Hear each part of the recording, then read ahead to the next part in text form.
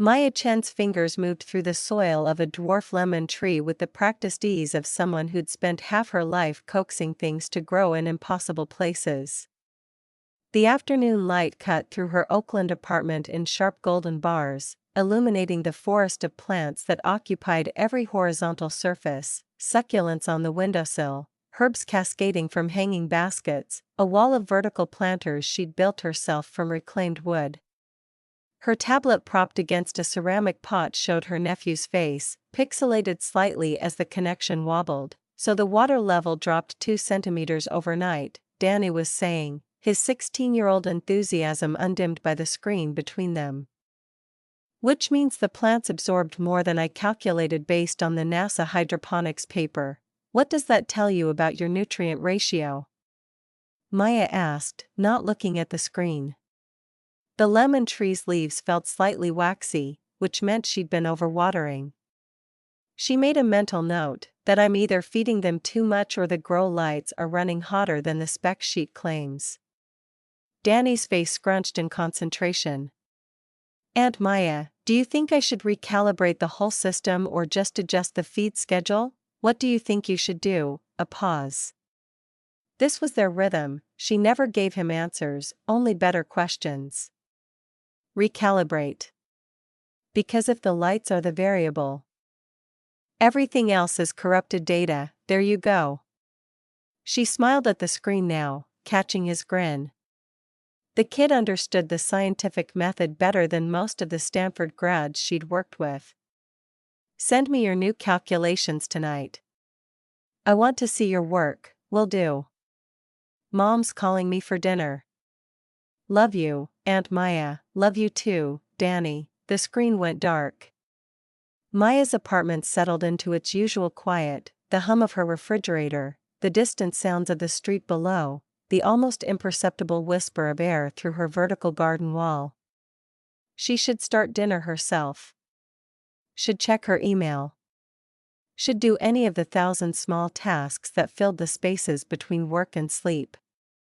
Her phone buzzed instead, the Chen family group chat, its notification badge already climbing. Maya picked up the device with the wariness of someone handling a minor explosive. The screen filled with messages, Aunt Linda's name at the top in bold, Linda Chen, family. Reminder that our annual Lunar New Year gathering is this Saturday at 6 p.m. Please confirm attendance and let me know about dietary restrictions. This year we're celebrating at the house, very casual, just family. Red Heart, Jessica Chen, can't wait. Brett and I will be there. No restrictions for us, Brandon Chen, confirming for me, Sarah, and Danny. We're good with anything, Kevin Chen, I'll be there. Bringing Tasha. She's vegan though, just FYI. The messages continued to pile up, each cousin confirming with increasing enthusiasm. Maya watched them scroll past, her thumb hovering over the keyboard. The subtext was clear enough, Linda had phrased it as a reminder, but this was the first Maya had heard of it. They'd created the event without her, then added her to the chat thread as an afterthought. Jessica Chen, Maya, we can carpool if gas money is tight. Smiling face with smiling eyes, there it was. The concern that wasn't concern, the offer that wasn't an offer. Maya felt the familiar tightness in her chest, the one that had lived there for 8 years, ever since she'd walked away from her consulting job and into the unknown territory of actually giving a damn about something. She typed without thinking, I'll be there. Bringing a +1 this year, the typing indicators appeared immediately. 3 dots, then 5, then a flurry of responses. Linda Chen, oh wonderful. Who's the lucky person? Jessica Chen, OMG Maya. Details please, Kevin Chen, didn't know you were seeing someone. Good for you. Maya locked her phone and set it face down on her kitchen counter. Her reflection stared back from the darkened window, 34 years old, hair pulled into a messy bun, wearing a Stanford hoodie that had seen better days. She looked exactly like what her family thought she was, a woman who'd peaked early and settled for less, the irony would have been funny if it didn't occasionally keep her awake at night. She moved through her apartment, watering plants with the automatic movements of routine, her mind already spinning out the weekend scenario. The annual reunion had become a gauntlet over the years, each gathering more painful than the last as her cousin's successes mounted and her apparent failures deepened. Jessica selling luxury real estate, Brandon climbing the ranks at Meta, Kevin making his investment banking bonuses, and Maya, dirt under her fingernails, living in a rent-controlled apartment in a neighborhood none of them would visit after dark, except that wasn't the whole story. Not even close. Maya's phone buzzed again, this time with a different notification. She picked it up, swiping past the still accumulating family chat to open her encrypted messaging app. Patricia Martinez, boss, the IPO roadshow wrapped. Final numbers came in. You sitting down, Maya Chen? I'm standing in my kitchen eating hummus out of the container with a spoon. Does that count? Patricia Martinez, valuation cleared $800 million. Your stake is 64%. Do the math. Maya set down the hummus. She'd known the numbers were good, she'd lived and breathed Terrace Technologies for 6 years, watching it grow from a radical idea into something that actually worked. But seeing it confirmed, seeing the number that would appear next to her name when the company went public in 3 weeks, made something twist in her stomach that wasn't quite excitement and wasn't quite nausea. Maya Chen, how many more cities can we reach with that capital? Patricia Martinez, you're impossible. Also, the Forbes reporter confirmed for tomorrow. James Park. He's doing the cover story, you know, the anonymous billionaire who solved food deserts piece. Maya Chen, he knows he can't use my name until after the family reunion, right? I need this weekend first. Patricia Martinez, he knows. Though I still think you're insane for timing it this way, Maya Chen, probably. See you tomorrow. Maya locked her phone again and returned to her plants. The vertical garden needed trimming, the basil had gotten aggressive, crowding out the cilantro. She pulled out her scissors and started cutting, letting the sharp green smell fill her apartment. This was real. The soil under her nails, the plants responding to care, the systems she'd built that actually fed people, this was real in a way that stock valuations and Forbes profiles weren't. Tomorrow she'd put on her professional face and talk to a journalist about disrupting food systems. This weekend she'd put on her family face and let her relatives feel superior. And in 3 weeks, when Terrace went public and her name finally attached to the company that was changing how cities fed themselves, the gap between those two faces would collapse entirely. She wasn't sure she was ready for that. Wasn't sure anyone was ever ready to stop being underestimated. The next morning arrived with the particular quality of light that meant fog hadn't quite burned off the bay. Maya dressed carefully, dark jeans, a simple green button-down, her hair down for once. Professional but not trying too hard. She'd learned that the trick to staying anonymous in the tech world was looking just successful enough to belong but not so polished that anyone looked twice. Terrace's offices occupied 3 floors of a renovated industrial building in downtown Oakland, all exposed brick and floor-to-ceiling windows. Maya badged in through the side entrance, taking the stairs instead of the elevator.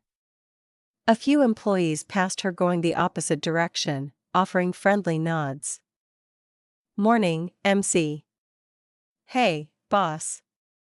She'd insisted on the nickname early on, it let her move through the space without the weight of founder trailing her like a cape. Patricia was waiting in Maya's office, a corner space that Maya had deliberately kept modest. No executive desk, just a large work table covered in plant samples and soil testing equipment. A wall of windows looked out over the city. Patricia, 45 and sharp as a scalpel, was examining one of the tomato plants growing in Maya's experimental vertical system. These are getting bigger, Patricia said without preamble. What did you change? Adjusted the LED spectrum. More red wavelength. Maya dropped her bag on a chair and joined Patricia at the plant wall. We're seeing a 12% increase in yield with the same energy input. We should patent that. Already filed.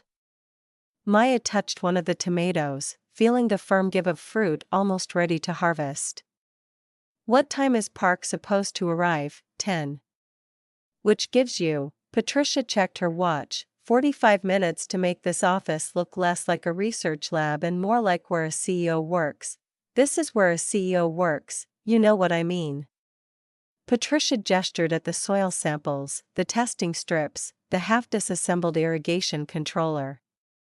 The man is writing a cover story. Give him something to photograph that doesn't require a hazmat suit. Maya laughed despite herself. Fine. Help me move this stuff to the lab. They worked in comfortable silence, clearing the table down to just the plant wall and a few strategic props, Maya's laptop, a framed photo of their first urban farm installation, a prototype of their nutrient monitoring sensor. By the time they finished, the office looked almost like a normal executive space, if you ignored the fact that one entire wall was food production. Better? Maya asked. Better. Though he's going to see through it immediately. Patricia headed for the door, then paused. You're really doing this? The family thing this weekend? I'm really doing it, and you're bringing the Forbes reporter as your fake boyfriend. I'm bringing the Forbes reporter as my date.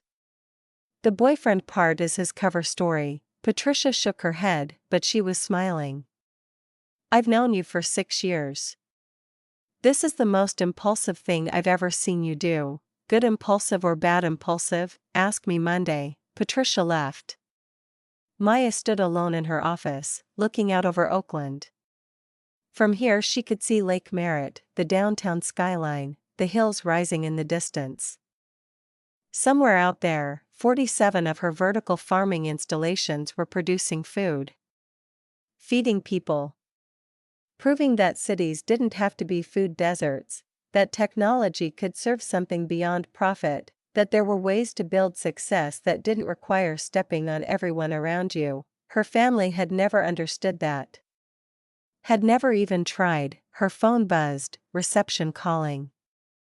James Park was here. Maya took a breath, checked her reflection in the window, and went to meet him. He was taller than she'd expected from his byline photo, lean and sharp-featured, with the kind of face that looked like it smiled easily but was currently set in professional assessment mode. He stood in the reception area examining the wall display of Terrace's expansion map, hands in the pockets of dark jeans that probably cost more than Maya's entire outfit.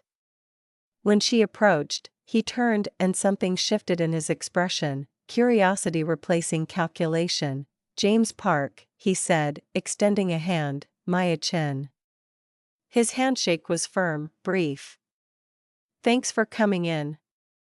Can I get you coffee? I'm good, thanks. He glanced around the space, taking in the open floor plan, the employees moving between desks, the huge windows. This isn't what I expected. What did you expect? I don't know. More sterile? More startup bro culture? He met her eyes. The billionaires I usually interview have offices that feel like they're compensating for something. Maya laughed. Come on. I'll show you the real operation. She led him through the space, pointing out the engineering pods, the testing kitchen where they developed nutrient solutions, the data center where algorithms optimized growing conditions across their network. James took notes on his phone but mostly just watched, asking occasional questions that revealed he'd done his homework. He knew what vertical farming was, understood the technology, had read the preliminary IPO documents. This wasn't going to be a puff piece. They ended up in her office. James examined the plant wall while Maya settled into her chair, trying to find a position that felt natural. She'd given interviews before, to trade publications, to city planning committees, to investors, but this was different. This was Forbes. This was the story that would crack open her anonymity and force the world to look at what she'd built. So, James said, turning away from the plants. The anonymous billionaire thing. Let's start there. I'm not a billionaire yet. Won't be unless the stock holds its value. 800 million is close enough. He sat across from her, phone out, recording. Why stay anonymous? Most founders in your position would be doing TED Talks and sitting on panels. You've been actively avoiding recognition, Maya considered her answer. This was the question that would frame everything else. If I told you I invented a technology to solve food deserts, would you believe me? I'd want proof, exactly. Now, if I told you my name, my background, my Stanford credentials, my previous work, would you still need proof, or would you just accept it based on my resume? James's expression sharpened. You wanted the technology to prove itself without your name attached. I wanted to know if it actually worked. In the real world. With real communities. Maya leaned forward, warming to the topic despite herself. The Valley has this problem where we confuse founder mythology with actual innovation. Someone charismatic gives a good talk and suddenly their half-baked idea gets funding while better solutions get ignored because the founder doesn't have the right pedigree or pitch skills. I wanted to reverse that. Build the thing, prove it works, then attach my name. That's either incredibly humble or incredibly paranoid. Why not both? He smiled at that, quick and genuine. Fair enough. But you're going public now. What changed? The technology is proven. We're in 47 cities, feeding 2.3 million people annually, and we're profitable. At this point, staying anonymous is just ego in a different direction. She paused. And I'm tired of hiding. That last part was more honest than she'd intended. James noticed, she could see it in the way his focus intensified. Tired of hiding from what? From people who think success only looks one way. Maya glanced out the window. From family who assumed I failed because I chose different priorities. Is that what happened? They thought you failed. They still think I'm running a nonprofit garden program and living paycheck to paycheck. She looked back at him. My family is very invested in traditional markers of success. Real estate, tech jobs, luxury goods. They've spent 8 years feeling sorry for me. James set down his phone. And in 3 weeks, when this goes public, in 3 weeks they'll realize they were wrong. Maya felt her jaw tighten. Actually, tomorrow they'll realize. We have a family gathering this weekend. You're going to tell them. I'm going to let them figure it out. She paused, an idea forming that was either brilliant or insane. Probably both. How would you feel about some field research? James raised an eyebrow. I'm listening. My family thinks I'm a failure. They don't know about any of this. Tomorrow's our Lunar New Year reunion, and I'm planning to tell them. But the Forbes story doesn't drop until next week, so technically, you could observe the whole thing. See their authentic reactions before they know the world is watching. You want me to come to your family reunion? I want you to come as my boyfriend who writes for a local food blog and watch them dig their own graves. Then, when the moment's right, you reveal who you really are. Maya felt slightly dizzy with the audacity of it. That's journalism, right? Primary source observation. James was quiet for a long moment, studying her. That's the most elaborate revenge plot I've ever heard. And I've covered corporate espionage. Is that a no? That's a let me think about the ethics for 30 seconds. He drummed his fingers on the chair arm. Your family has been making you feel worthless for choosing purpose over profit. Now you're about to prove you achieved both. They're going to realize they were wrong in the most public way possible. And you want me to document their faces when it happens? Essentially, yes. I have one condition. Maya's heart kicked unexpectedly. What? If this goes how I think it will, you let me take you to dinner afterward. Somewhere that doesn't serve kale. The flotation landed like a spark in dry tinder. Maya felt heat rise in her face and forced herself to hold his gaze. I like kale, of course you do. James was smiling now, really smiling. Deal, deal. They shook on it, and Maya felt the electric charge of skin on skin, the sudden awareness that she'd just invited a stranger into the most emotionally fraught situation of her life and also maybe agreed to a date. The two facts tangled together in her mind, impossible to separate. James picked up his phone. Okay. Let's talk logistics. What's my cover story? How did we meet? Farmer's market. 6 months ago. You were doing a piece on urban agriculture. How long have we been dating? 3 months. Long enough to be serious, not long enough that they'll wonder why they haven't met you. What do they need to know about me? That you're a food writer. Freelance. That you're interested in sustainable agriculture and food systems. That you think what I'm doing matters. Maya hesitated. And that you don't care that I'm not rich. James looked at her with something that might have been sympathy or might have been understanding. Maya, you are rich. You just don't perform it the way they do. They don't know that, right? So I'm the boyfriend who sees your value when they don't. I can work with that. He stood, pocketing his phone. Send me the address and time. And Maya? This is either going to be the best story I've ever written or the most uncomfortable dinner of my life, probably both. He laughed, moving toward the door, then stopped. One more thing. When do I drop the Forbes bomb? You'll know. I'll touch my left earlobe.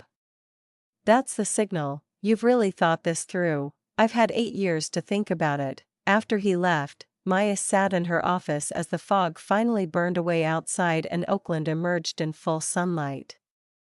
Her hands were shaking slightly. She'd just weaponized a Forbes reporter. She'd just turned her family reunion into performance art. She'd just agreed to a date with a man she'd met an hour ago who would soon write a story that would change her entire life. Patricia appeared in the doorway. Well, I think I just made a terrible decision. Good terrible or bad terrible? Maya thought about James's smile, about the way he'd understood immediately what she was trying to do, about the electric charge when they'd shaken hands. Ask me Monday, that's what I said. Patricia came into the office, closing the door behind her. Maya, I have to ask. Are you sure about this? The family thing. You could just send them a press release like a normal person, they wouldn't read it. Or they'd read it and find some way to diminish it. Maya pulled out her phone, looking at the family group chat that had continued to explode with messages throughout the morning. Jessica asking about her +1. Brandon making jokes. Kevin offering unsolicited relationship advice. They need to see it. To feel it. To understand that they were wrong about me for 8 years and I knew they were wrong and I let them keep thinking it anyway. That's cold, that's survival. Maya locked her phone. You know what the worst part was? Not the comments about my apartment or my car or my clothes. It was that they genuinely believed they were being kind. That their pity was generosity. Like I was some charity case who needed their condescension dressed up as concern. Patricia nodded slowly. And tomorrow you're going to show them exactly what their condescension was worth. Tomorrow I'm going to let them show themselves. Maya spent the rest of Friday preparing. She worked through her normal routines, reviewing yield reports, approving expansion proposals, checking in with farm managers across the network, but everything felt slightly unreal, like she was watching herself from a distance. Tomorrow would crack open the careful compartments she'd built between her worlds. Her family would collide with her success. Her anonymity would collide with recognition. James Park would collide with whatever this was building between them. She went home as the sun set, her apartment welcoming her with its familiar green quiet. She watered her plants, made dinner, tried to work on a presentation for the board. But her mind kept drifting to tomorrow. To the look on Jessica's face, to Brandon's confusion, to Aunt Linda's recalculation of family hierarchy, to James Park watching it all unfold, her phone buzzed. A text from an unknown number. Unknown, this is James. Patricia gave me your number. Hope that's okay. Just wanted to confirm logistics for tomorrow. Should I pick you up? Maya saved his contact and typed back, Maya, that works. I'll text you my address. Come by around 4:30, James, perfect. And Maya? I'm looking forward to this. The story and the evening, Maya, both could be disasters, James, the best stories usually are. She smiled at her phone like a teenager, then immediately felt ridiculous. She was 34 years old and about to become a very public figure. She should be above flirtation with journalists who were literally documenting her life, except she wasn't above it. And the honest truth was that she'd felt more alive in the hour talking to James than she had in months of careful compartmentalization. He'd seen her anger and her ambition and hadn't flinched. Had understood, immediately and completely, what she was trying to do. That was dangerous. That was also exactly what she wanted. Saturday morning arrived too fast. Maya stood in her closet, staring at clothes that suddenly felt like they carried too much weight. Too nice and her family would smell the lie. Too shabby and she'd feel like she was performing poverty. She finally settled on jeans and a thrift store cardigan that was actually vintage Hermes but that no one would recognize. Her signature sneakers, the custom ones made from recycled ocean plastic that looked mud-stained but cost $800. The jade bracelet her mother had left her. She looked in the mirror and saw someone caught between worlds. Good. That's exactly who she needed to be. Her phone showed 4:30. Right on time, a text arrived. Downstairs, Maya grabbed her bag and headed down. James's car turned out to be a practical Subaru, which made her smile. Not trying to impress anyone. He got out when he saw her, and something in her chest did a complicated flip at the sight of him in dark jeans and a button-down, casual and sharp at once. Ready? He asked. No. But let's go anyway. They drove through Oakland into Berkeley, then over the bridge towards Silicon Valley. The late afternoon light turned everything golden and hazardous. James had queued up a playlist, instrumental jazz, something she wouldn't have expected, and for a while they just drove in comfortable silence. Tell me about them, James finally said. Your family. Who am I about to meet? So Maya told him. About Aunt Linda, who'd stepped into the matriarch role after Maya's mother died and had been performing concerned authority ever since.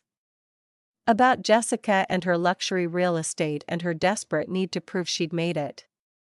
About Brandon at Meta, Kevin in investment banking, all of them locked in constant competition over status markers. And your parents? James asked quietly. Car accident. 10 years ago. I was 24, just graduated. Maya watched the familiar landscape blur past. The inheritance was split. My cousins got businesses, properties. I got $50,000 and my mother's bracelet. They thought you got the short end, they were sure of it. Maya touched the jade at her wrist. They've been feeling sorry for me ever since. And you took that $50,000 and built an $800 million company. I took that $50,000 and lived on it while I learned hydroponics and vertical farming and food distribution networks. The company came later. She looked at him. Are you sure about this? It's going to be uncomfortable. James glanced away from the road, meeting her eyes briefly. Maya, I've interviewed war criminals and failed presidential candidates.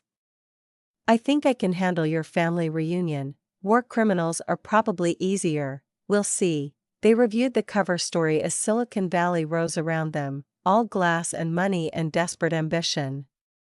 James was a freelance food writer. They'd met at a farmer's market. They'd been dating 3 months. He thought her work was important.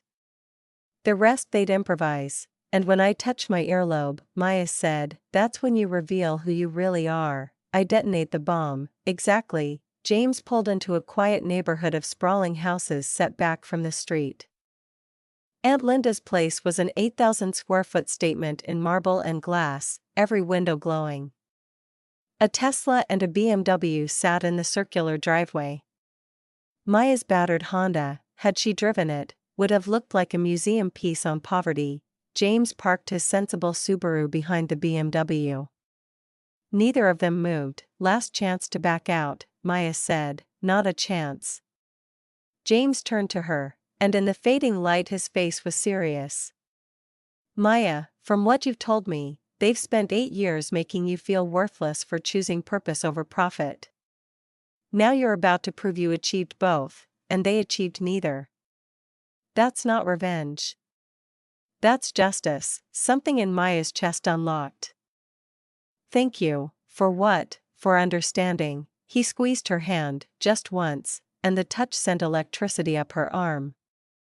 Then they got out of the car and walked toward the house, and Maya felt the careful compartments of her life beginning to crack open. The maglev pod hummed as it carved through the pneumatic tubes connecting San Francisco to Los Altos Hills, a journey that once took 40 minutes now compressed into 12. Maya watched the city blur into pixels through the reinforced glass, her reflection overlaying the landscape like a ghost. Her neural implant pinged, a message from James confirming he'd meet her at the tube station. She dismissed it with a thought, the interface responding to her bioelectric signature. You're fidgeting, James said when she emerged from the pod. He stood beside a rental vehicle, something deliberately modest, a Toyota sedan from the late 2020s, electric but not flashy. Nothing like the autonomous luxury cruisers that dominated this part of the Bay Area. Maya glanced at her hands, surprised to find them smoothing down her thrift store dress. I'm fine, you're not fine. Your heart rate just spiked. Your implant broadcasted it. He tapped his temple where his own neural interface sat, barely visible beneath his skin. Privacy settings, remember, she adjusted her broadcast permissions, locking down her biometrics. Creepy, useful. He opened the passenger door. An old-fashioned gesture that felt almost rebellious in an age of automatic sensors. Ready to perform? The word settled wrong in her chest. Perform. That's what this was, wasn't it? She slid into the seat, and the car's AI greeted her with a soft chime, scanning her retinas before adjusting the seat position and climate control.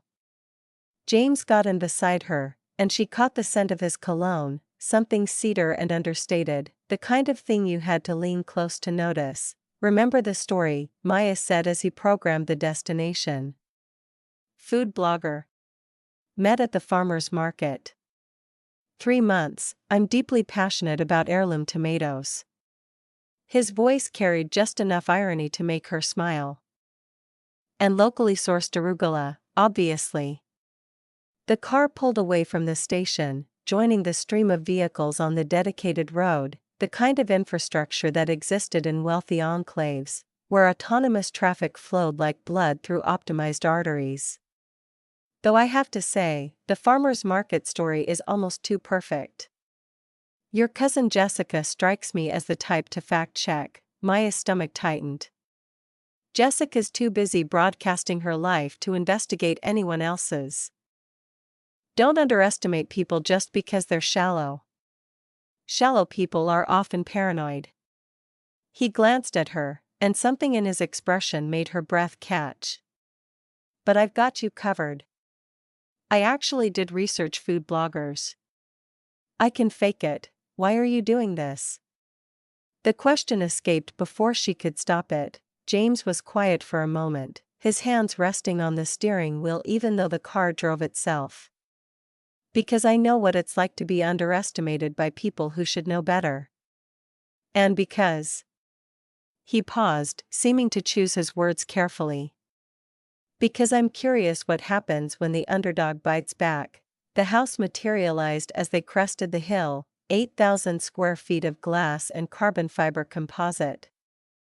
Architectural arrogance made physical. Solar panels formed geometric patterns on the roof, feeding the home's AI systems and the fleet of vehicles in the circular driveway. A Tesla with custom holographic paint that shifted colors as they approached. A BMW with doors that opened vertically, like chrome wings. And there, looking pathetic by comparison, would be Maya's parking spot. James pulled in beside a Mercedes whose windows displayed real-time stock tickers, because even a car had to signal productivity. He killed the engine manually, another deliberate choice. Last chance to back out, Maya touched her left earlobe, the signal she and James had agreed upon if she wanted to reveal everything. Not yet. Maybe not at all. She was here to survive the evening, not blow up her life. Let's go. The front door opened before they reached it, facial recognition announcing their arrival to the house's central nervous system. Aunt Linda appeared in the doorway, backlit by the chandelier that dominated the foyer, Swarovski crystal interwoven with programmable LEDs that shifted through a spectrum of whites. She wore a dress that had probably cost more than Maya's monthly rent, smart fabric that adjusted its opacity and color based on ambient lighting. Maya. Linda's voice carried that particular frequency of pity that made Maya's teeth ache. She offered her cheek for a kiss, and Maya obliged. Catching the scent of expensive perfume and subtle desperation.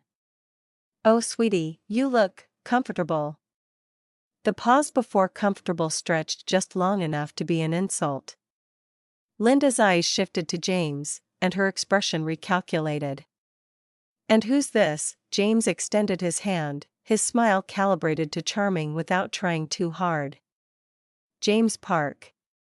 I'm a food writer."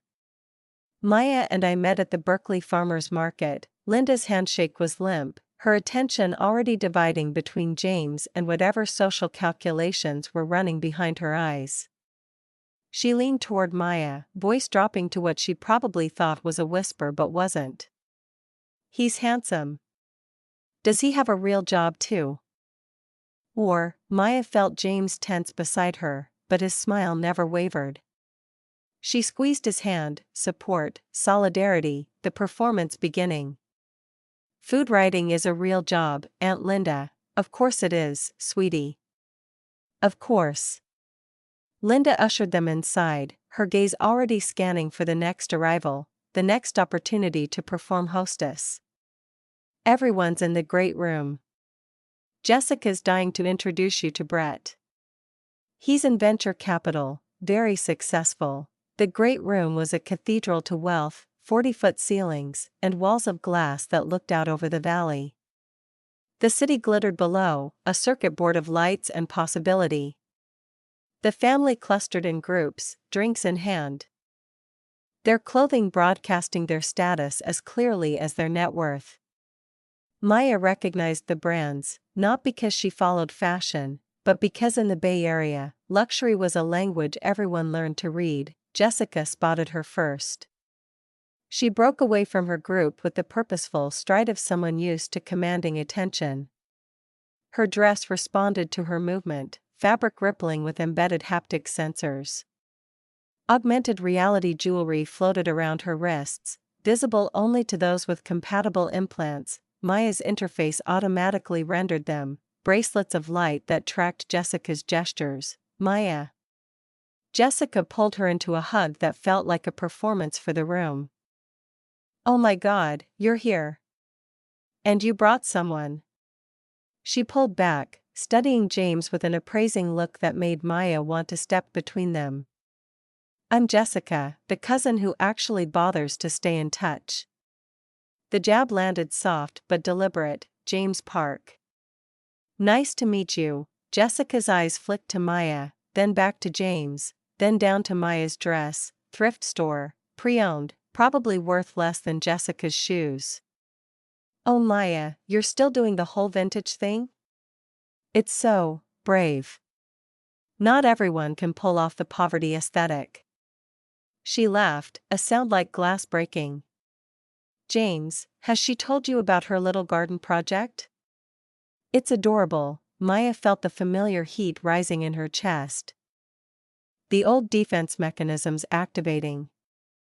But James's hand found the small of her back, a touch that grounded her. I've heard all about it, he said. It's impressive work, impressive. Jessica tasted the word like it was sour. That's sweet. Brett. She waved over a man in his mid-30s, augmented reality glasses perched on his nose, probably feeding him real-time data on everyone in the room. This is Maya's boyfriend. He's a food writer. Brett extended his hand, and Maya noticed the subtle glow beneath his skin, subcutaneous implants tracking his health metrics, broadcasting his optimization. Food writer. Interesting. Print or digital? Both, James said smoothly. The industry's converging. Smart. Diversification. Brett nodded like he'd just confirmed James's basic competence. You following the terraced IPO? That's the play right now. Anonymous founder, very mysterious. I've got my clients loading up. Maya's heart rate spiked. Her implant registered it, and she locked down her broadcasts again, hoping no one else had caught the surge. James's hand pressed slightly more firmly against her back. Steady, I've heard some buzz, James said. What do you know about the technology? Brett launched into an explanation: vertical farming, AI-driven crop optimization, urban agriculture scaled to industrial levels. He got most of it wrong, his understanding superficial. But he delivered it with the confidence of someone used to being believed. Jessica hung on his arm, occasionally interjecting with comments about their own investment portfolio. Brandon appeared then, cutting through the conversation like a shark sensing blood. He was bigger than Maya remembered, bulk added through optimized training and probably some gene therapy. His handshake with James was aggressive, a test. Brandon. VP at Meta. You must be the boyfriend, James. What do you do, man? Besides the food thing keeps me busy. Brandon laughed, slapping James on the shoulder hard enough to be hostile. That's cool, man. Respect. Not everyone can handle the pressure cooker of real tech. Some people are just wired for simpler things. His eyes cut to Maya. Right, 'cause Maya forced herself to smile. Some people prefer meaningful work to optimizing ad revenue. The group went quiet for a beat. Brandon's expression flickered, hurt, then hardening. Meaningful. Right. How many people did your gardens feed last year? Couple hundred? He didn't wait for an answer. Meta's platforms connect 3 billion people. But sure, tomatoes are meaningful, Brandon. Uncle Richard materialized beside them, a drink in hand, his smile practiced. He was older than Maya remembered, aging allowed to show through despite access to every anti-senescence treatment money could buy. He claimed it was authentic, but Maya suspected it was calculated, looking distinguished in a world where everyone else looked 30. He patted Maya's head like she was still 12. There's my little flower child. Still saving the world one vegetable at a time, Maya stepped back from his hand. Hi, Uncle Richard, James, right? Richard Lynn. I handle family investments. He pulled out a wallet, actual leather, ostentatiously analog. Let me get you kids some gas money for the drive back. We're fine, Maya said, her voice sharper than intended. Richard's smile stiffened. Pride is expensive, Maya. Trust me, I know what I'm talking about. When you get to my level, you understand that accepting help is actually a sign of maturity. She said she's fine. James's voice was quiet but carried weight. Richard blinked, seeming to notice James for the first time as a person rather than an accessory. Of course. Of course. Just family looking out for family. He drifted away, already dismissing them. Kevin arrived last, making an entrance because of course he did. 29, investment banker, wearing a suit with embedded climate control and a watch that probably cost more than most people's cars. His girlfriend, Tasha, Instagram influencer, 2 million followers, clung to his arm, her contact lenses recording everything, feeding content to her audience in real time. Guys. Kevin's voice carried across the room. Maya brought a date. This is historic. He pulled James into an aggressive bro hug. Bro, what's your exit strategy here? Because I gotta warn you, Maya's more of a long-term restructuring project than a growth stock, if you know what I mean. The room laughed. Even Jessica, even Brett. Comfortable, familiar cruelty. James extracted himself from Kevin's grip with deliberate calm. I'm a patient investor, patient. Kevin tasted the word. That's one way to say it.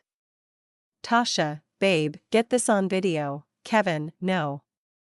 Maya's voice cut through the noise, and something in her tone made him pause.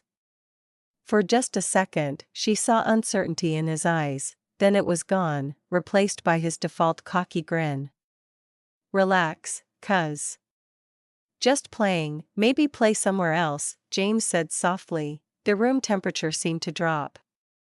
Kevin stared at James, recalibrating, deciding whether this was a challenge worth accepting. Tasha tugged at his arm, whispering something Maya couldn't hear. Kevin forced a laugh. Yeah, whatever, man. Come on, babe. Let's get drinks. They dispersed, the group fragmenting back into smaller clusters. Maya found herself breathing hard, adrenaline dumping into her system. James guided her toward a quieter corner, near the windows overlooking the valley. You okay? He asked. I'm remembering why I stopped coming to these things. We can leave. Maya looked at him, surprised. We just got here, and I've already got enough material for the article. The rest is just torture. His expression was serious, no performance. Say the word and we're gone. She was tempted. God, she was tempted. But across the room, she spotted Danny, Brandon's son, 16 and gangly, sitting alone with a tablet. Probably reading something about agriculture or systems design. When he looked up and saw her, his face transformed. Pure joy, uncomplicated, Aunt Maya. He bounded over, nearly tripping in his enthusiasm. Did you get my messages about the vertical system? The yield increase was 40%. 40, Maya felt something unodd in her chest. Danny. Hey. She pulled him into a hug, and he was warm and real and reminded her why she'd built everything in the first place. Tell me everything. Well, I modified your original design. I hope that's okay. I know it's probably proprietary or whatever, but I added a secondary drainage system that recycles water more efficiently, and the plants responded incredibly well. I documented everything. He thrust his tablet at her, swiping through images and data with the rapid-fire enthusiasm of someone who'd found their passion. Maya studied the screens, genuinely impressed. Danny, this is brilliant. The drainage modification, that's exactly what we'd been testing at scale. You figured it out on your own, really? His eyes went wide. I mean, I know your nonprofit probably has real scientists and everything. You are a real scientist. She handed back the tablet. Have you thought about university programs? There are some great agricultural engineering departments, Danny. Jessica's voice sliced through the moment. She appeared beside them. Smile tight. Stop bothering your aunt with your little science fair thing. Maya, come meet Brett properly. He's been wanting to talk to you about fundraising strategies for your garden thing. Danny's face fell. Maya wanted to tell Jessica exactly where she could shove her fundraising strategies, but Danny was watching, and she didn't want to make this worse for him. I'd love to hear more about your project later, she told him quietly. Come find me, okay? He nodded, retreating back to his corner with his tablet. Linda's voice rang out like a bell. Everyone. Dinner is ready. The dining room was somehow even more ostentatious than the great room, a table made from reclaimed wood that probably cost more because it was reclaimed. Chairs that adjusted automatically to each person's body metrics, place settings that used embedded sensors to track nutrition intake. Maya and James were seated at the far end, physically separated from the family's center of power. As they sat, James leaned close enough that she could feel his breath against her ear. Still want to stay? Maya looked down the table at her family, Jessica already holding court, Brandon checking his neural feed, Kevin making some joke that had Tasha laughing too loud. Linda at the head of the table, queen of her domain. They'd put Maya at the foot.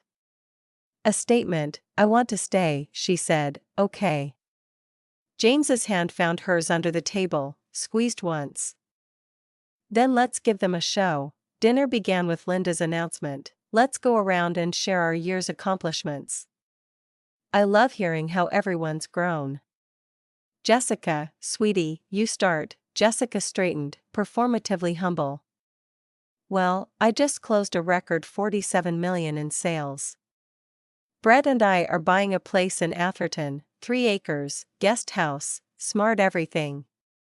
We're hoping to break ground next month.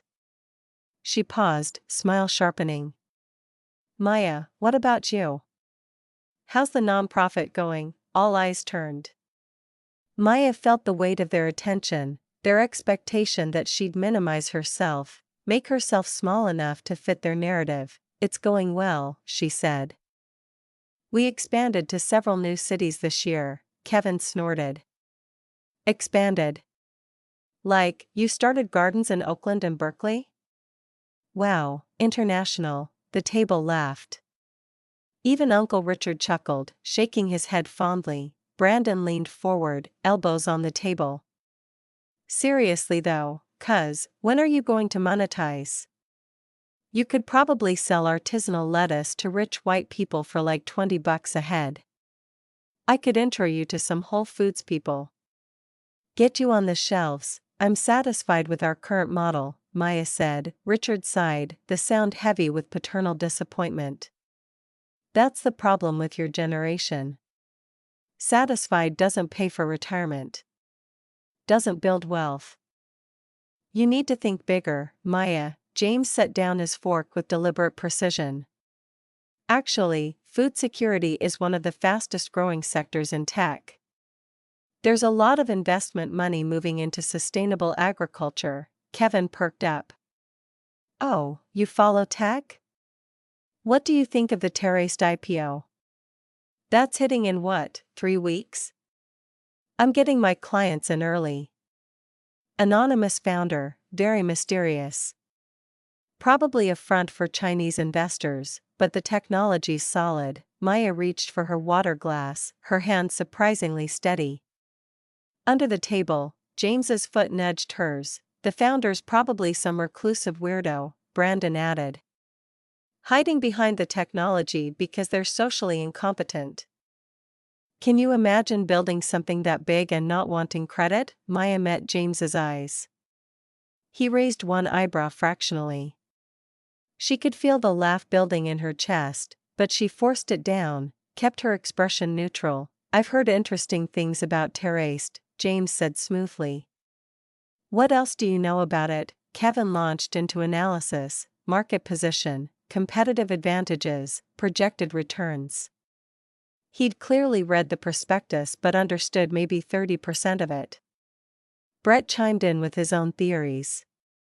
Brandon speculated about the mysterious founder's identity, each theory more ridiculous than the last. The dining room was somehow even more ostentatious than the great room, a table made from reclaimed wood that probably cost more because it was reclaimed.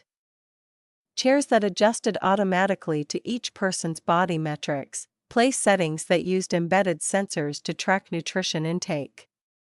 Maya and James were seated at the far end, physically separated from the family's center of power. As they sat, James leaned close enough that she could feel his breath against her ear. "Still want to stay?" Maya looked down the table at her family, Jessica already holding court, Brandon checking his neural feed, Kevin making some joke that had Tasha laughing too loud. Linda at the head of the table, queen of her domain. They'd put Maya at the foot. A statement, "I want to stay," she said, "okay." James's hand found hers under the table, squeezed once. "Then let's give them a show." Dinner began with Linda's announcement, "Let's go around and share our year's accomplishments. I love hearing how everyone's grown." "Jessica, sweetie, you start." Jessica straightened, performatively humble. "Well, I just closed a record 47 million in sales. Brett and I are buying a place in Atherton, 3 acres, guest house, smart everything. We're hoping to break ground next month." She paused, smile sharpening. "Maya, what about you? How's the nonprofit going?" All eyes turned. Maya felt the weight of their attention, their expectation that she'd minimize herself, make herself small enough to fit their narrative. "It's going well," she said. "We expanded to several new cities this year," Kevin snorted. "Expanded? Like, you started gardens in Oakland and Berkeley?" "Wow, international," the table laughed. Even Uncle Richard chuckled, shaking his head fondly. Brandon leaned forward, elbows on the table. "Seriously though, cuz, when are you going to monetize? You could probably sell artisanal lettuce to rich white people for like $20 a head. I could intro you to some Whole Foods people.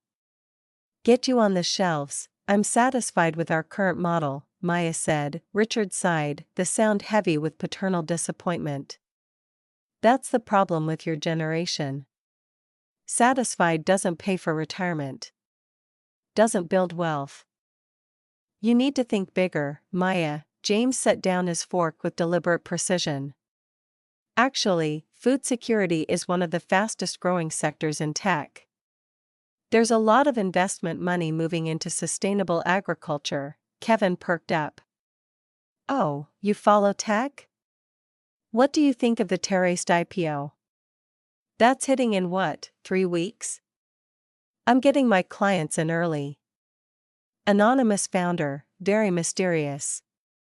"Probably a front for Chinese investors, but the technology's solid." Maya reached for her water glass, her hand surprisingly steady. Under the table, James's foot nudged hers. Maya listened to them dissect her company, her life's work, her carefully constructed anonymity. She listened to them reduce 8 years of innovation to stock tickers and conspiracy theories.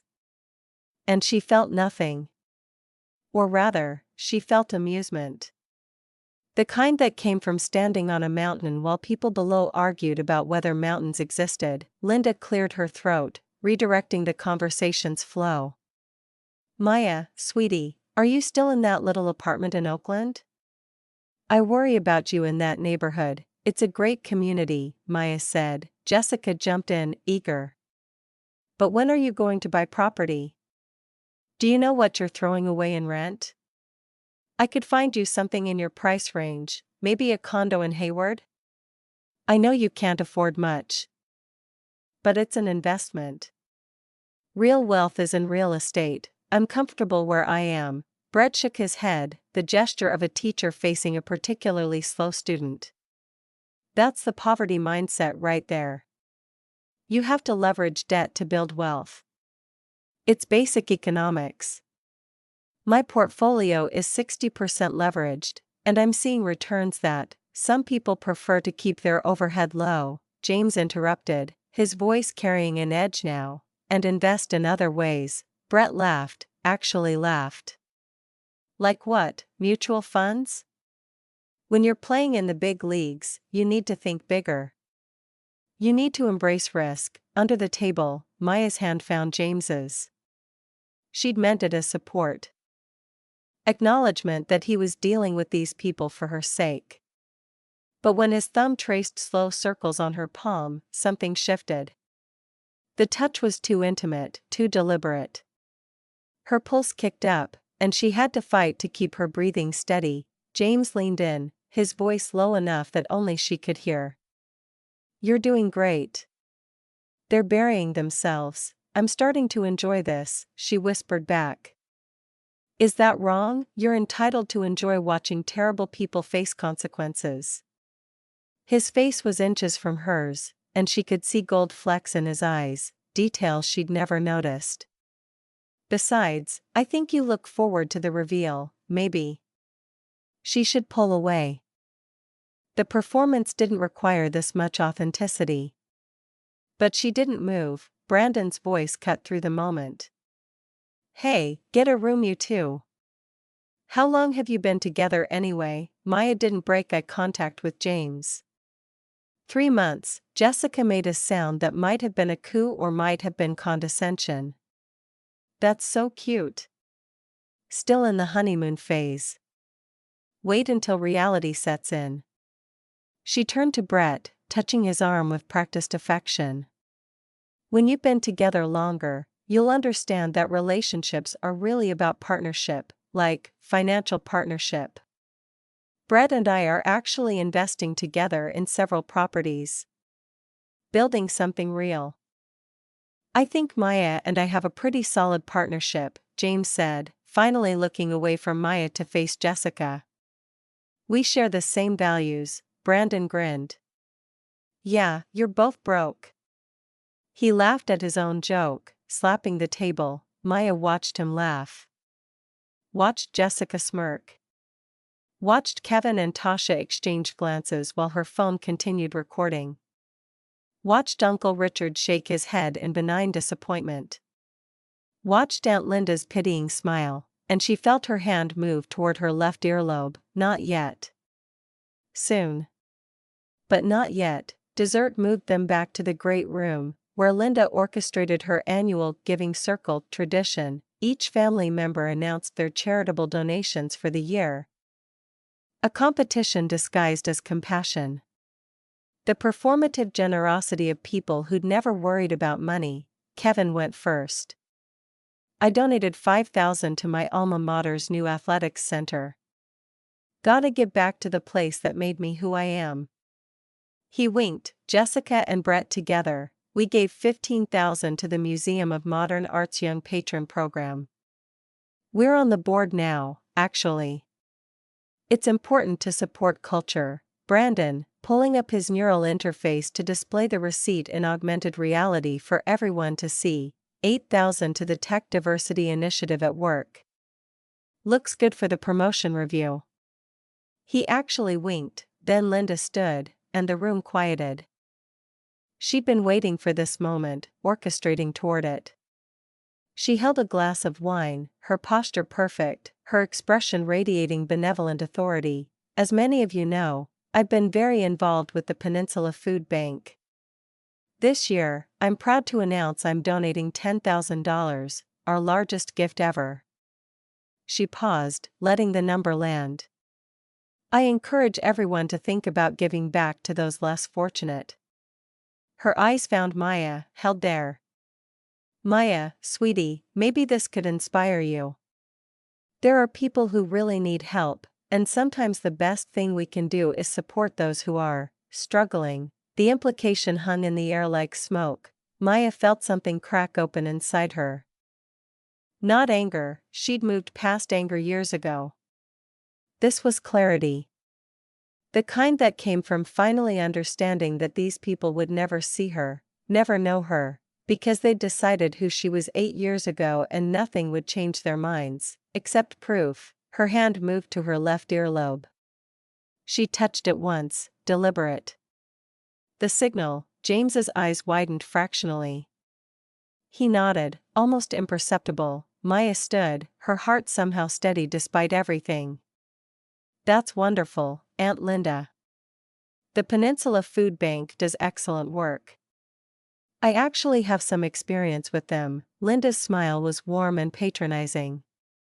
Oh, do you volunteer there? That's sweet, honey. Not exactly. Maya looked at James. Do you want to tell them, or should I? The room went quiet. Confused glances. Brandon's mouth half open. Jessica's perfect smile frozen. James stood beside Maya. He reached into his jacket pocket and pulled out a business card, actual paper, deliberately old-fashioned. He handed it to Linda. James Park, senior writer, Forbes magazine. I'm here because I'm writing a cover story about Maya. Linda stared at the card like it was written in a language she didn't speak. Brandon laughed, uncertain. For like, a local interest piece?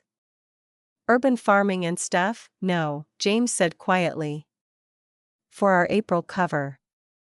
The story is titled The Anonymous Billionaire Who Solved Food Deserts. The room fractured into stillness. Maya could hear the house's AI humming, regulating temperature and air quality. Could hear someone's neural implant ping. Could hear Tasha's sharp intake of breath as her recording software tried to process what it was hearing. Jessica laughed, high and nervous. This is a joke. Right? Is this some kind of? Maya spoke, and her voice was calm as deep water. Remember Terrace Technologies? The company Kevin was just recommending to his clients? Kevin's face went pale. Yeah. What about it? I'm the founder. The reclusive weirdo Brandon mentioned. The company goes public in 3 weeks. Current valuation is $812 million.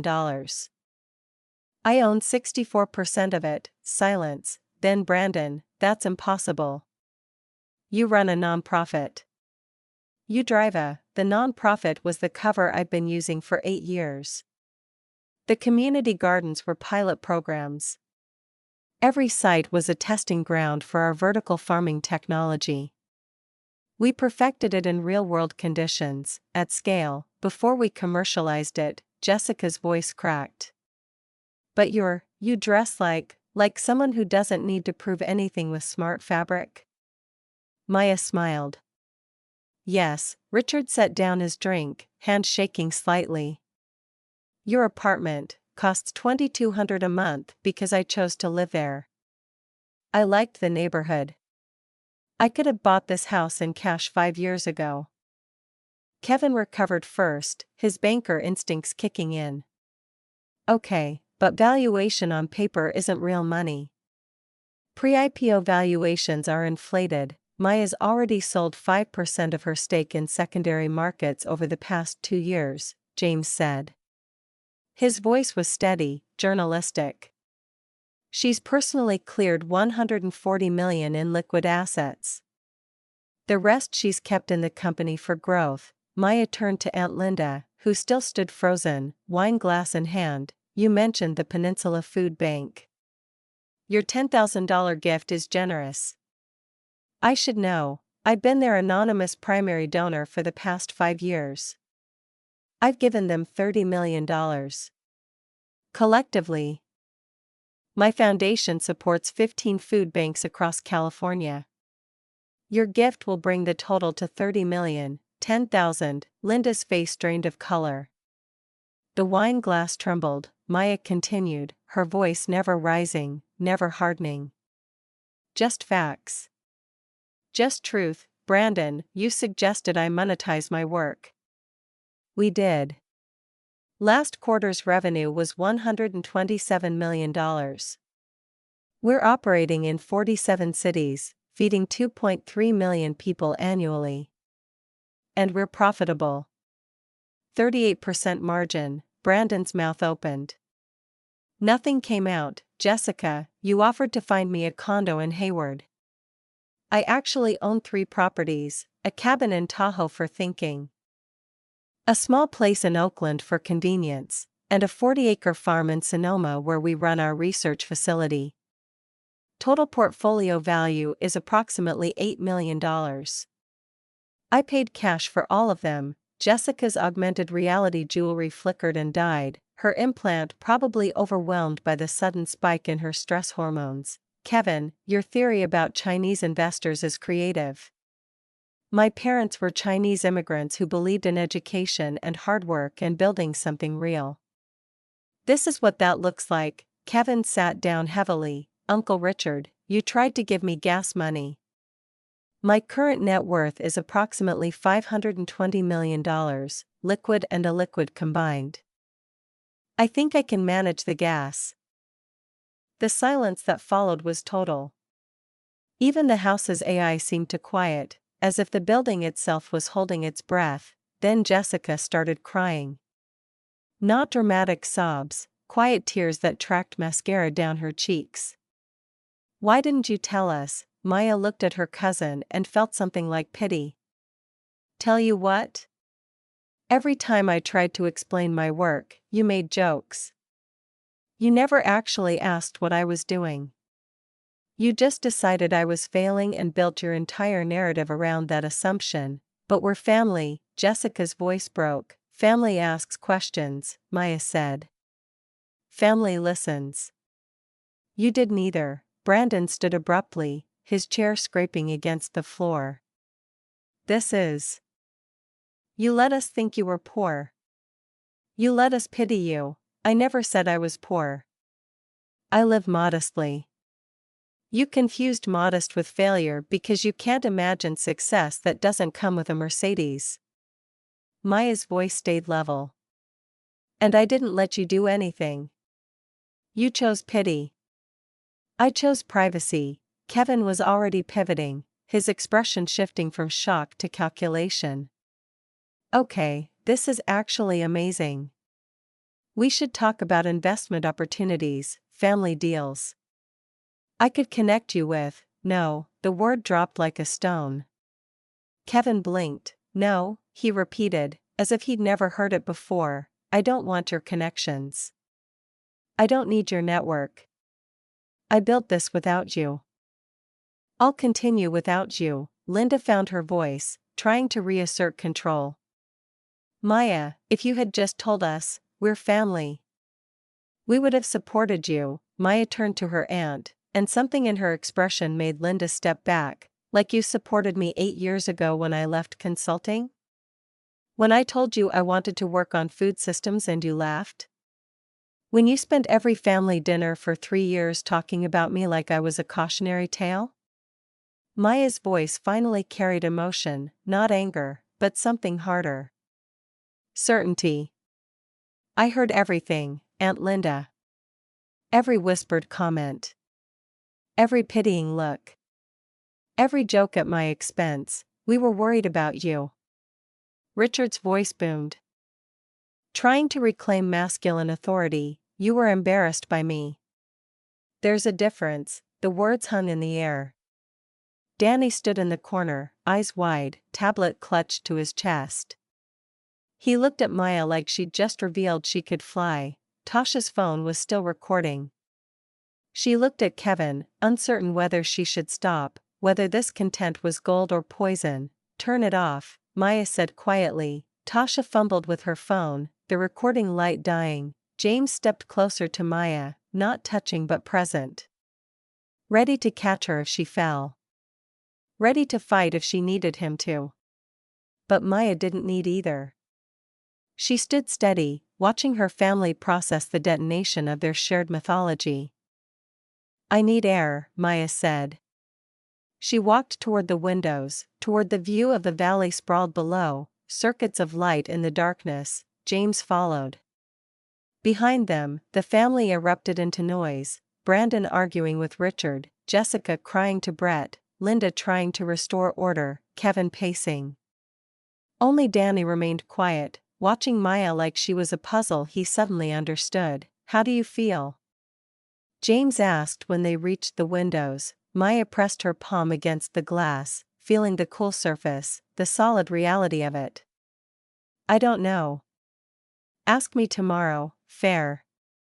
He stood beside her, close enough that their shoulders almost touched.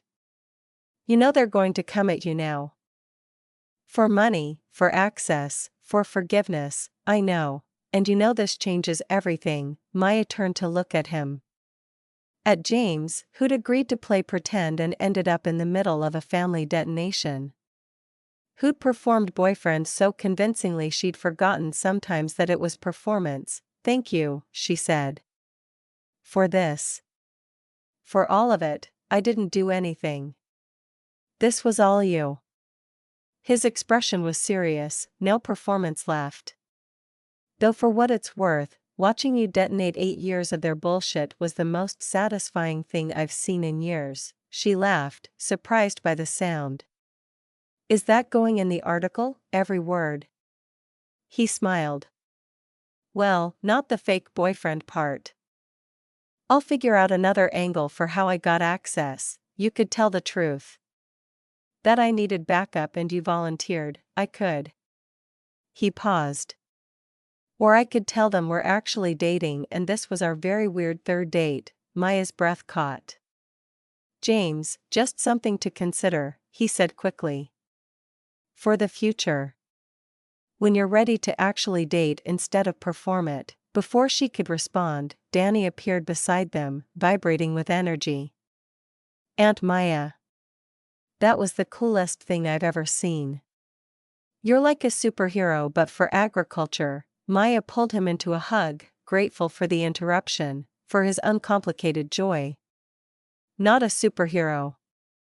Just someone who worked hard and got lucky. Can I intern for you? Next summer? I'll do anything, cleaning, data entry, whatever. I just want to learn, yes, Maya said immediately. Absolutely yes. Behind them, the family continued their chaos. But here, by the windows, Maya stood with James and Danny, looking out at the valley, at the lights, at the future, and for the first time in 8 years, she felt light. The terrace wrapped around the back of Linda's house, cantilevered over the hillside with nothing but glass barriers between the guests and a 200-foot drop.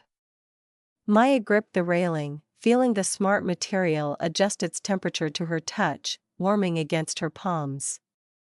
Behind her, through the floor-to-ceiling windows, she could see her family still frozen in various states of shock, their augmented reality interfaces probably overloading with searches about Terraced, about her, about how they'd missed this. The door slid open with a whisper. James stepped out, the glass resealing behind him with a soft hiss.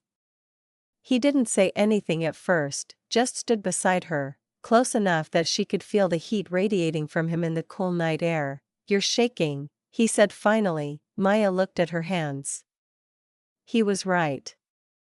The tremor was fine but persistent, adrenaline still flooding her system even though the confrontation was over. Not from fear, I know. He turned to face her, and she felt the weight of his attention. Maya, look at me, she did. His eyes were dark in the dim light from the house, but she could see concern there, and something else she couldn't quite name. Or didn't want to name yet. Was I too harsh? The question escaped before she could stop it. They looked so small in there. James reached out slowly, giving her time to pull away, and turned her to face him fully. His hands rested lightly on her shoulders. You were honest. That's different from harsh, is it? Maya's throat felt tight. Because right now it feels like I just detonated 8 years of resentment all over my family's designer furniture. They made themselves small, James said quietly. You just held up a mirror. There's a difference between cruelty and truth. Maya let out a breath she hadn't realized she'd been holding. The bay stretched out below them, lights scattered across the water like stars had fallen and forgotten to rise. She could see the glow of San Francisco in the distance, the city where she'd built her empire in the shadows while her family assumed she was failing. Thank you, she said. For being here. For all of it. You didn't have to, Maya. James interrupted her, his voice carrying a note she hadn't heard before. I need to tell you something. Her stomach tightened. What? He dropped his hands from her shoulders but didn't step back. If anything, he moved closer, close enough that she had to tilt her head slightly to maintain eye contact. This started as a story. An amazing story, the kind that makes careers. Anonymous billionaire, secret revenge plot, family drama, it's perfect material. I know that, Maya said, confused. That's why we're doing this, but somewhere between the fake farmer's market story and watching you systematically dismantle your cousin's ego with nothing but facts and patience, I realized I wasn't pretending anymore. Maya's breath caught. The terrace suddenly felt smaller, the space between them charged with something she'd been trying to ignore for hours. James, I'm still writing the story. He continued, his voice steady but urgent. That's not negotiable. It's too important, and people need to know what you've built. But after it runs, after the dust settles, I'd like to take you to dinner. A real one. Where I'm not your fake boyfriend documenting your revenge plot. What would you be? Maya's voice came out softer than she intended, your real boyfriend, hoping you'll let him stick around. He smiled, just a little. Assuming you don't hate me for leveraging your family trauma into a Forbes cover story, Maya laughed, the sound surprising her. Then she closed the distance between them and kissed him. It wasn't tentative or performative like the touches they'd shared inside. It was real, the release of a day of tension, of 8 years of isolation, of finally being seen by someone who understood what it had cost her to stay hidden. When they pulled apart, James rested his forehead against hers. That's a yes, then. The Forbes cover drops Tuesday, Maya said. You're going to get so much attention for this story. Your career is going to explode, we're going to get attention. And I don't publish without your approval on every word. This is your story. Maya pulled back enough to look at him properly. Then I have one request, name it, make sure the story focuses on the mission, not the money. Terraced isn't about me getting rich. It's about food security. Sustainability, giving communities control over their food sources. That's what matters. James's expression softened. That's always been the story. The revenge plot is just the opening hook to get people to pay attention to something they should have been paying attention to all along. The door slid open again, and they separated instinctively. Danny stood there, silhouetted against the light from inside, his tablet clutched to his chest like armor.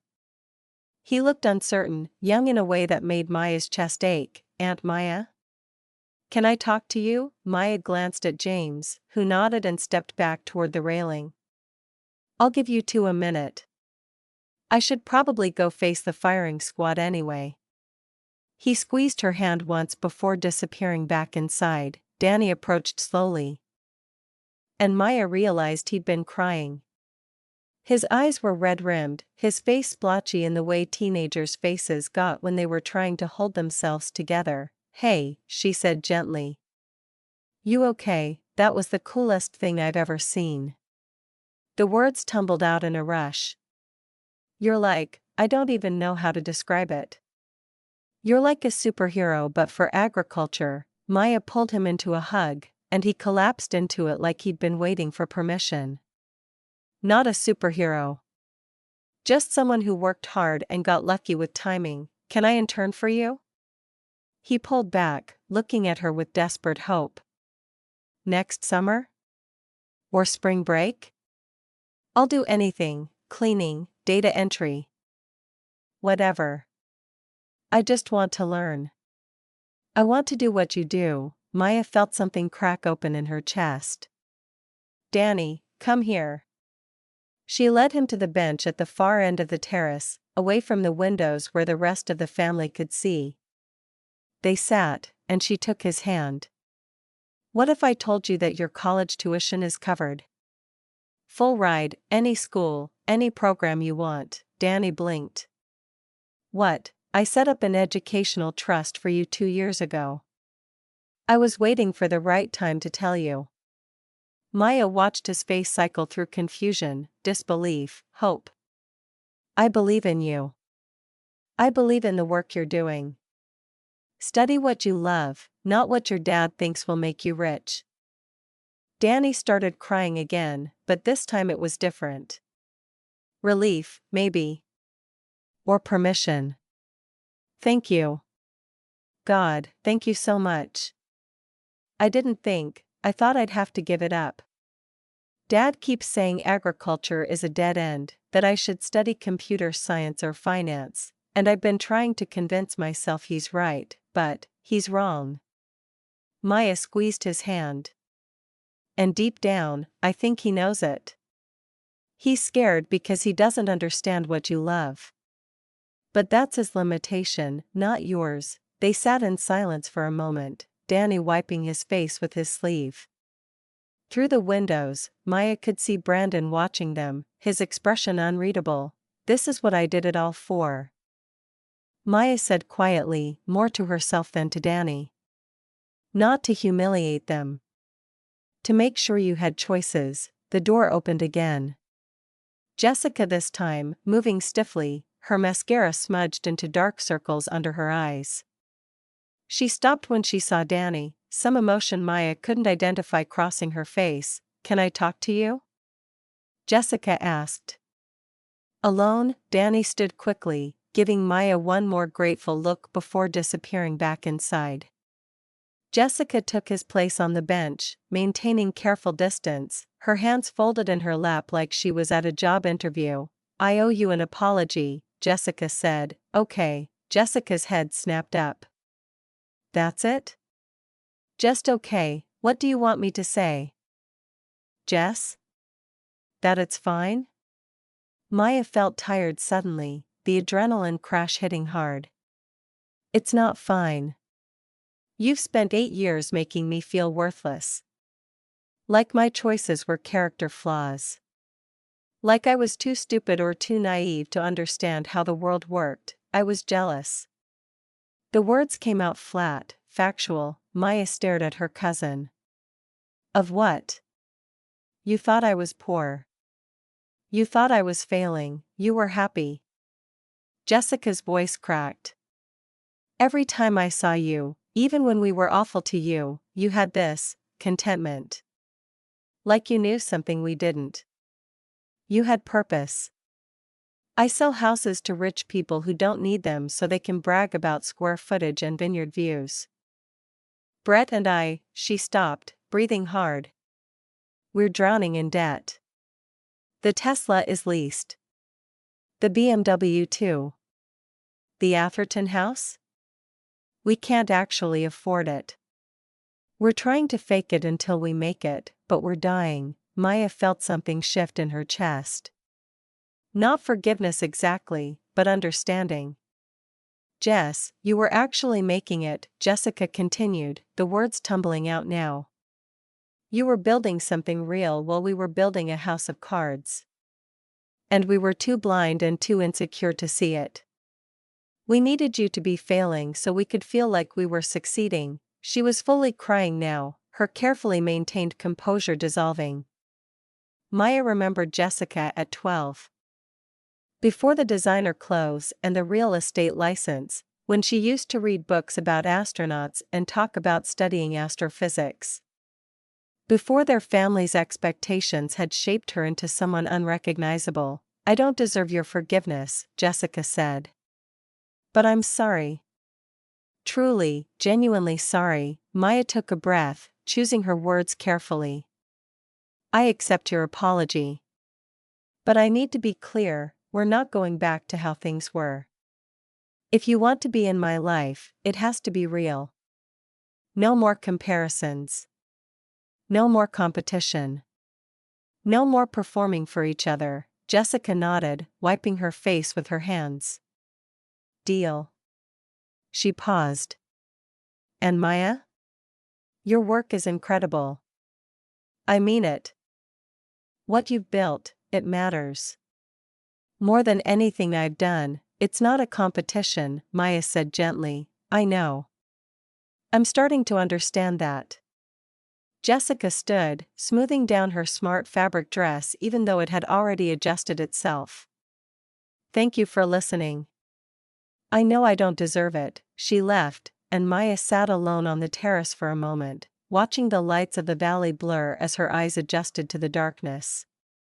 The door opened again. Apparently she was holding court out here tonight, and this time it was Brandon. He stood awkwardly, hands shoved in his pockets, his usually confident posture deflated. So you're smarter than all of us. Congratulations, Maya sighed. It's not about being smarter, Brandon, then what? His voice rose, defensive. You get to humiliate us and feel good about it? You get to prove we're all shallow assholes. I didn't humiliate you.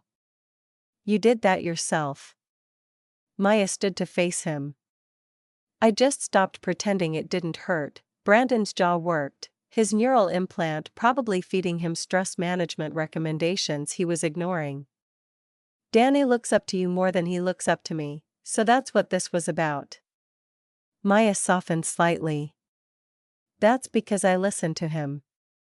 When's the last time you asked him what he actually cares about? I'm trying to set him up for success, your version of success. Maya cut him off. Have you asked about his version?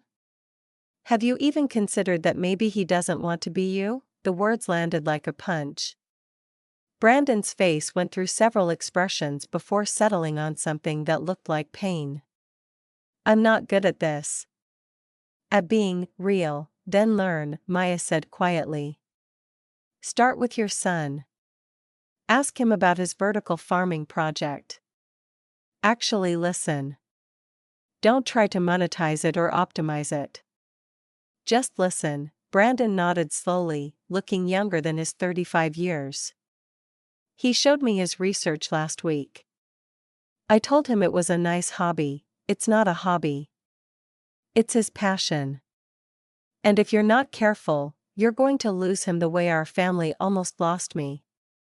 Brandon stood there for a long moment, hands still in his pockets, staring out at the city lights. I'm sorry, he said finally. For all of it. For being a dick. For making you feel small. For not seeing what you were building. Maya didn't respond immediately. She watched him struggle with vulnerability, this man who'd built his entire identity on being the successful tech executive, now forced to confront the fact that his younger cousin had lapped him while he wasn't paying attention. Apology accepted, she said. But Brandon? Talk to your son. Really talk to him. Before it's too late, he left without another word, and Maya finally had a moment of silence. She pressed her hands against the railing again, feeling the smart material respond, and tried to process everything that had happened in the last 2 hours. Her entire life had shifted, the secret she'd guarded for 8 years now exposed, and she felt light. She felt light. The door opened one more time. Linda and Richard together, moving with the careful coordination of people who'd been married long enough to function as a unit. They looked older suddenly, without the armor of superiority to hide behind. We don't know what to say to you, Linda began. The truth would be a good start, Maya said. Richard cleared his throat. We failed you. After your parents died, we should have, his voice caught. We should have done better. Been better. Maya turned to face them fully. You should have seen me. That's all. Just seen me for who I actually am instead of trying to force me into a shape you understood. Linda's perfectly maintained composure cracked. I thought I was helping. The connections, the advice about consulting firms, about proper career paths, I thought I was protecting you from making mistakes. You were trying to make me into a version of success you understood, Maya said. But I'm not you. I was never going to be you. And I didn't need protecting. I needed respect. Your mother would be so proud of you. Linda's voice broke on the last word. Maya felt her own composure waver. Don't use her to make this okay. Richard stepped forward, his hand reaching out then dropping. She would be, though. Proud of what you built. How you built it. And probably proud that you finally told us all off. He smiled slightly. She never let me get away with anything either. Called me out on my bullshit every time. Despite herself, Maya felt her lips twitch. She wouldn't have let any of this go on for 8 years, no, Linda agreed softly. She would have seen through me immediately. Seen through all of us. I miss her. And I'm sorry I didn't honor her memory by taking better care of you. I didn't need taking care of. Maya's voice was firm but not harsh. I needed respect. I needed to be taken seriously. You have it now, Richard said. If that matters, Maya studied them, these people who'd raised her after her parents died, who'd fed her and housed her and paid for her education, but who'd never really understood her. They looked diminished somehow, their wealth and status suddenly insufficient armor against the reality of their failure. It's a start, she said finally. They left, and Maya stood alone on the terrace, breathing in the cool night air. Through the windows, she could see the family regrouping, conversations happening in clusters. James was talking to Kevin, his posture relaxed but alert, probably gathering more material for his article. Danny sat with his tablet, occasionally looking up at the adults with an expression Maya couldn't quite read. She pulled out her phone, actual physical device, deliberately old-fashioned in an age of neural implants, and opened her notes app. She'd been drafting something on the drive over, an offer she wasn't sure she'd have the courage to make. But now, after everything, it felt right. Maya went back inside, the temperature-controlled air a shock after the terrace's coolness. Conversation stopped as she entered, all eyes turning to her. She walked to the center of the room, James automatically moving to stand beside her, supportive but letting her lead. I have a proposition, Maya said, her voice carrying across the suddenly silent room. For everyone here, suspicious looks. Nervous energy. Kevin's girlfriend had stopped recording, but her hand hovered near her phone like she might start again. Terraced is going public at $47 per share, Maya continued. Before that happens, I'm offering shares to this family at my original price, $2 per share. That's a 2,250% gain, instant. Minimum purchase is 1,000 shares, $2,000 investment. Maximum is 10,000 shares, $20,000. She could see the calculations happening behind their eyes, the neural implants probably already running the numbers. Kevin's expression transformed from suspicion to greed. Brandon's jaw dropped. Even Linda looked stunned. This offer expires in 48 hours, Maya said. And there's one condition. Of course there was. Jessica laughed slightly, the sound bitter but not unkind. The shares are locked for 5 years. You can't touch them, can't sell them, can't use them as collateral. In 5 years, you can sell, but the proceeds must be split, 50% for you, 50% donated to a charity of your choice. Real charity, not gala tickets or museum wings with your name on them. Silence. Then Brandon, why the condition? Maya met his eyes. Because I want you to learn what I learned. That wealth is a tool, not a trophy. That success means something beyond yourself. If you can't agree to that, don't take the offer. You're going to make them millionaires, James whispered beside her, quiet enough that only she could hear. I'm going to make them choose what kind of people they want to be, she whispered back. The next 48 hours passed in a blur. Maya went back to her Oakland apartment, the same apartment she'd lived in for 6 years, the one her family had pitted her for, and tried to process what she'd set in motion. James stayed at his own place in the city, giving her space but texting periodically with updates on the family's reactions, which he was picking up through his journalistic channels. Kevin was scrambling to liquidate assets. Apparently, discovering that his cryptocurrency portfolio had tanked and his other investments were overleveraged. He might barely be able to afford the minimum 1,000 shares. Jessica and Brett were having heated arguments about their emergency fund, whether they could spare $20,000 when they had a mortgage payment coming and were already drowning in debt.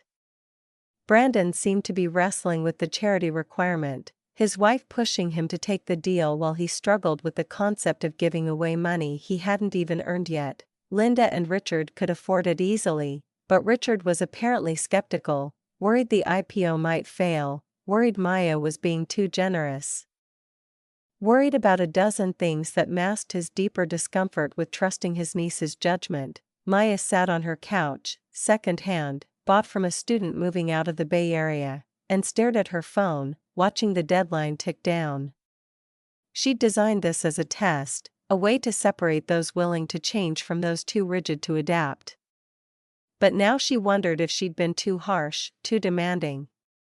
Maybe offering the shares without conditions would have been enough. Maybe. Her phone buzzed. Danny. Can I use my savings to buy shares? I have $1,500. Dad says no, but I believe in you. Maya stared at the message, her throat tight. She typed back, talk to your dad again. Tell him I said it's his choice to make. Not mine. But Danny? Thank you for believing in me. The deadline arrived on a Wednesday morning. Maya's phone started pinging at 6 a.m. with confirmations. Kevin, 1,000 shares. His message was brief, it's what I can afford. I chose an education charity, scholarships for first-generation college students.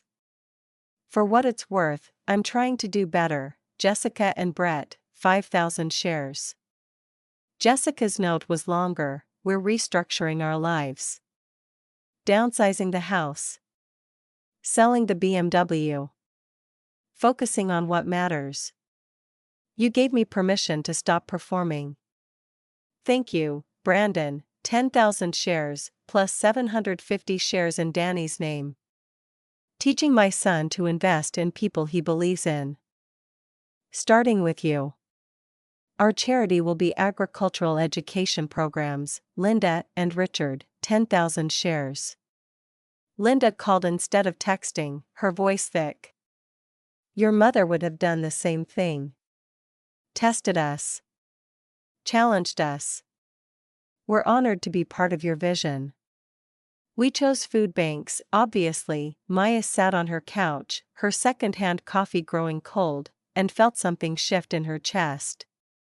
Not all of them had responded. 2 cousins hadn't replied at all, too proud, too stubborn, or genuinely unable to afford it. She wasn't surprised. She hadn't done this to save everyone. She'd done it to offer a path to those willing to walk it. Her phone rang. James, have you seen it? He asked without preamble. Seen what? The article just went live. Forbes posted it early, some technical thing, but it's out there. Maya, you need to look. She opened her tablet, hands shaking slightly, and there it was. Her face on the Forbes homepage.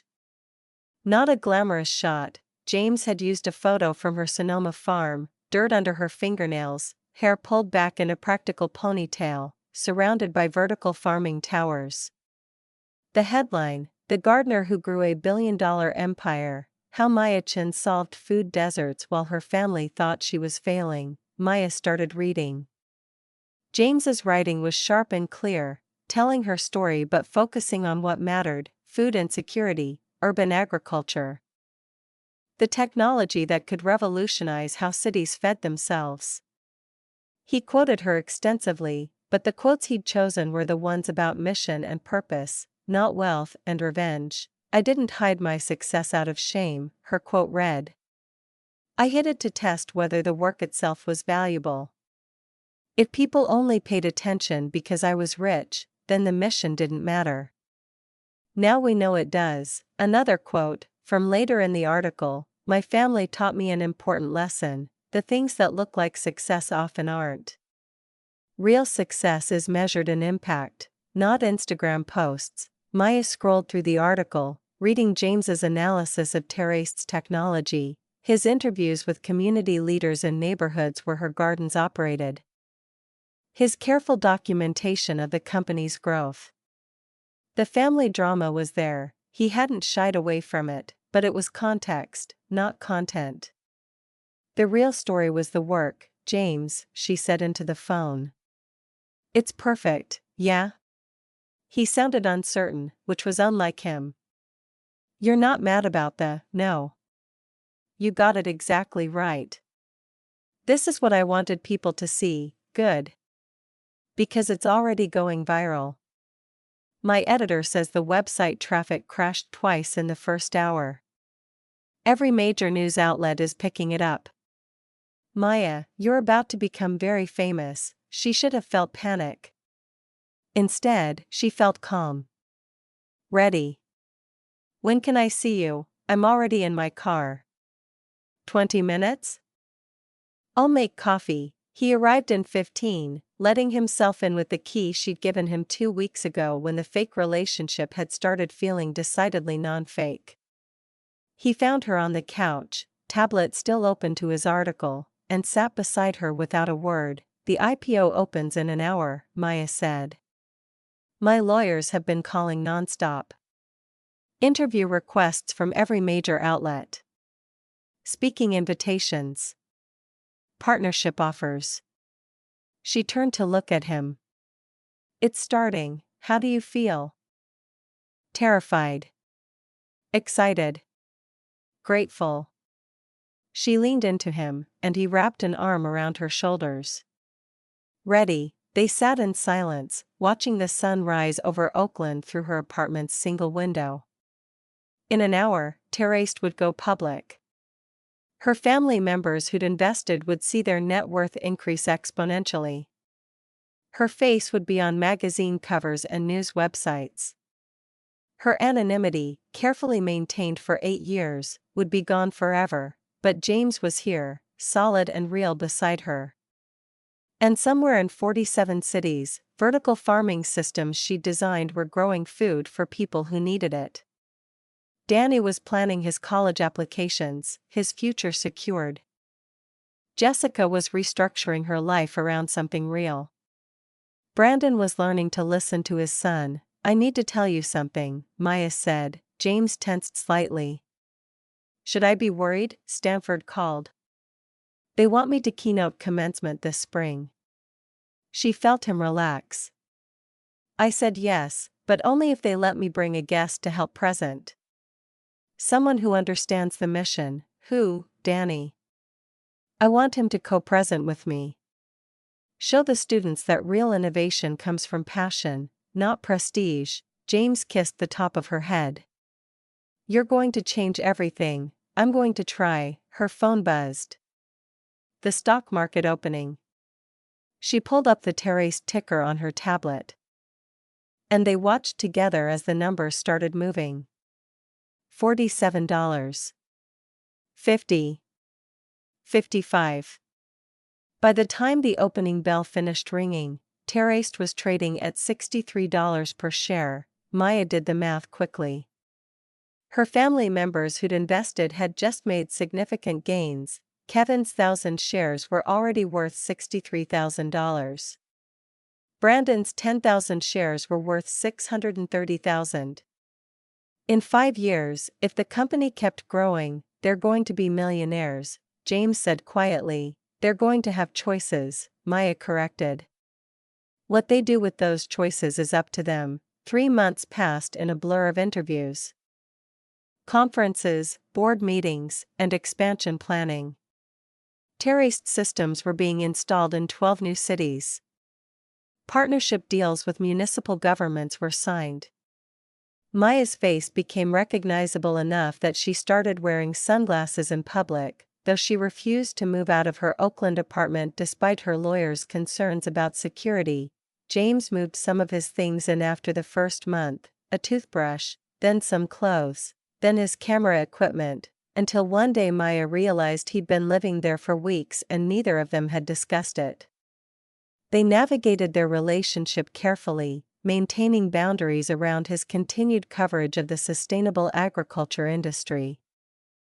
But it worked because they both prioritized the mission first. On a Saturday morning in late spring, Maya stood in her Sonoma research farm, watching James photograph the newest vertical farming towers for a follow-up piece. The sun was warm on her shoulders, dirt under her fingernails from the morning's planting. 50 feet away, she was teaching a workshop to young entrepreneurs from food desert communities, people who looked like her, who'd grown up without reliable access to fresh food, who were now learning to build systems like the ones she'd pioneered. James found her during a break, camera still around his neck. "Your family called. They're planning a gathering here next month. Linda's organizing. She wanted your approval," Maya smiled. "Here?" "At the farm," apparently Jessica suggested it. She said something about wanting to see where the real work happens instead of just bragging about stock prices. "Character development," Maya said. "Brandon's bringing Danny on college tours this week." "Agriculture programs, I know. Danny texts me updates every few hours. He's choosing between UC Davis and Cornell. Both offered full rides, and Kevin, still a work in progress. But he's dating someone who works at a nonprofit. She's apparently very unimpressed by his investment portfolio." James laughed, then pulled her close despite the dirt on her clothes.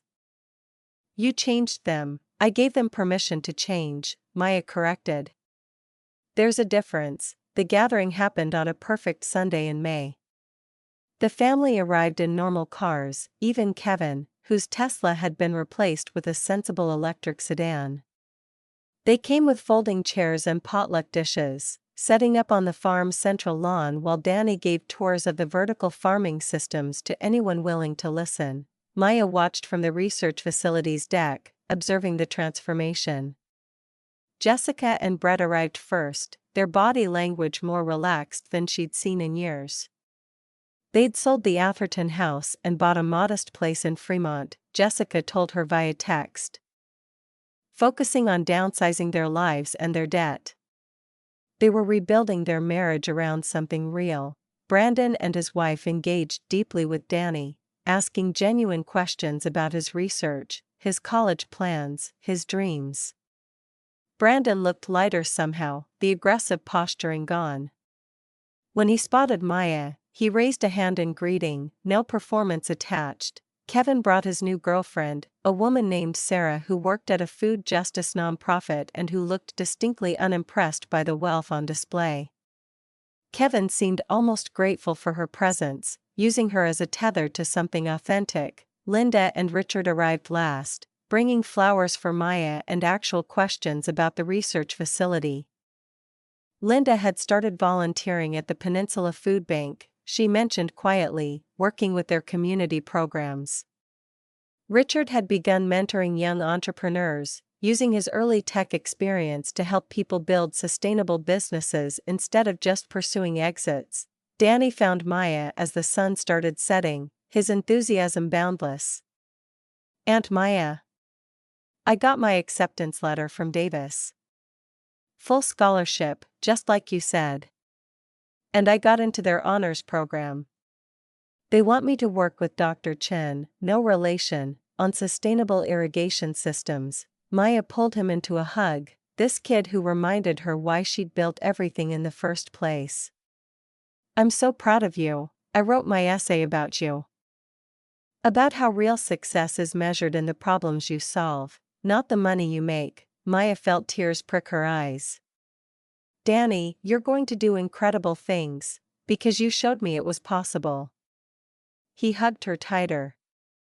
"Thank you for believing in me when no one else did." As the sun set over the farm, painting the vertical farming towers gold, James found her standing at the edge of the property, looking out over rows of crops.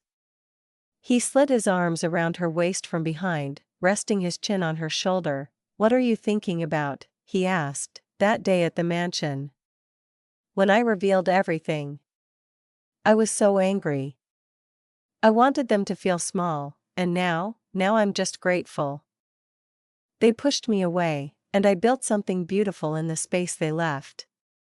She turned in his arms to face him. The revenge was never really about them.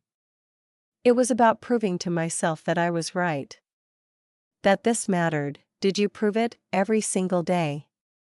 She kissed him softly. And I found you in the process.